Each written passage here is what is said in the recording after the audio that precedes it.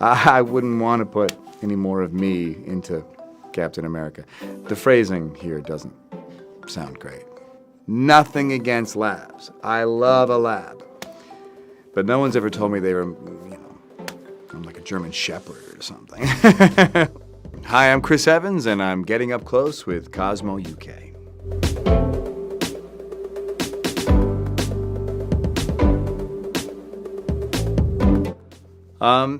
The preference between heroes and villains isn't so much about whether they are good or bad characters. It's more about their nature.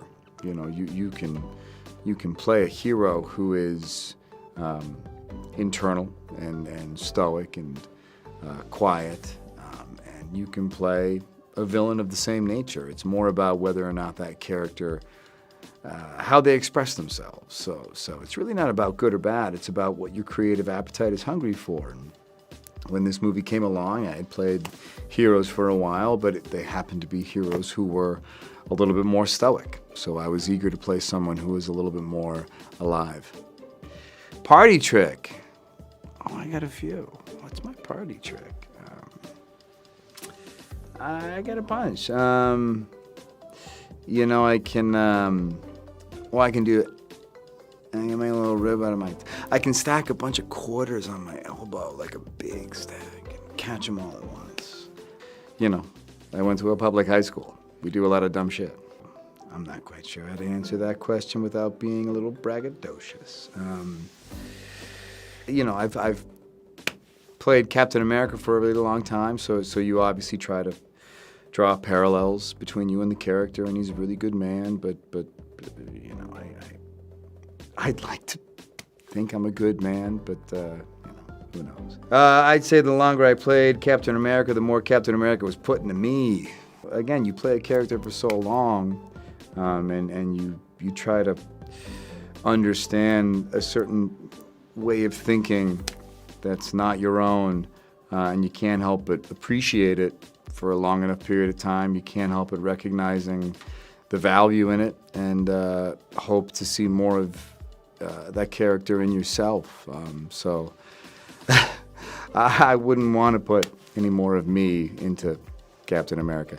The phrasing here doesn't sound great, but I hope you know what I mean. That might be the best question I've ever been asked. Don't know.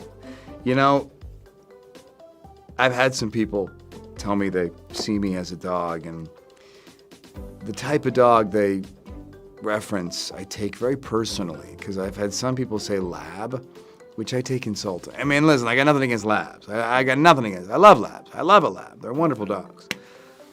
But they're kind of big, happy, dumb dogs. Again, nothing against labs. I love a lab. But no one's ever told me they were, I'm like a German Shepherd or something. Like this, unbelievable greyhound. What dog do I identify with? It's a really good question.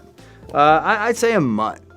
I wouldn't even take it to a specific breed, because the dogs that I've gravitated towards in my life typically are mutts. The advice I would give my younger self, I've given this a lot, I would say shh. And the reason I say shh is because I think it's a really applicable piece of advice. Most of our brains are noisy, and a lot of times that noise isn't terribly helpful. In our youth, we spend so much time anticipating the bad thing, and it takes us out of the moment, and that bad thing never comes. And I think the most useful thing to meet the day with is recognizing not just the usefulness of shushing your mind, but the power behind that ability. That's not a position of weakness. That's a posture of strength, being able to kind of shush your mind. So what I would have told my younger self is shh, because all those bad things you're worried about, they're not going to happen. Don't waste your time. I probably broke more than Ryan did. Ryan's a pretty disciplined actor, and he's a lot funnier than I am. So a lot of times Ryan would go off the page, and every take he would try something new, and sometimes it was just too damn funny. God, I don't even know if the good ones made it. You know, there's that one scene where he says to me, "You must be Lloyd," and I say, "What gave it away?" And the litany of responses he offered, it was never the same one twice, and each one was funnier than the last. And I'm not even going to offer it up because I won't do it anywhere near as funny as Ryan did. What resonated with me about Lloyd was a character who was so unapologetically himself. I've played a lot of heroes in the past, and nothing wrong with doing that, but oftentimes they're men of few words and a bit taciturn, and sometimes villains are a little more unapologetic and liberated and free and verbal, and it's fun to explore that variety as an actor. You try to do as many of your own stunts as you can. You know, sometimes you're just not going to be as good as the stunt man, but every actor's goal is to try and suit up as often as you can and get your hands dirty and get the bumps and bruises and feel like you earned your paycheck. Yeah, well, the mustache is, part of character building. I imagine you try to picture who the character is when they're at home.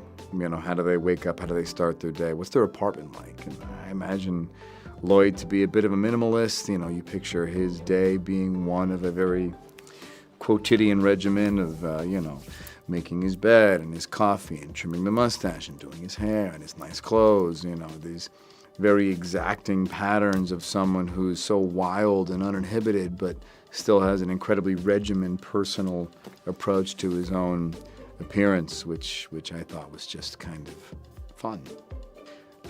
Well, working with people I know. I got to work with the Russos again, so I'd say my favorite memory of the movie is cultivating these relationships that had happened prior to the beginning of filming. Obviously, I know the Russos and a lot of the crew, our first AD and the stunt department, and a lot of familiar faces, a lot of Marvel characters on this set. Plus Anna, there's a lot of people that I'd worked with in the past that I was eager to see again. Thank you for watching me getting up close with Cosmo UK.